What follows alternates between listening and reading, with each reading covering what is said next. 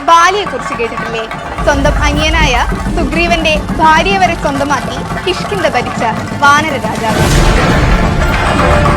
അവസാനം സുഗ്രീവനുമായുള്ള യുദ്ധത്തിനിടെ രാമന്റെ ഒളിയമ്പേറ്റ് കൊല്ലപ്പെടുന്നവൻ.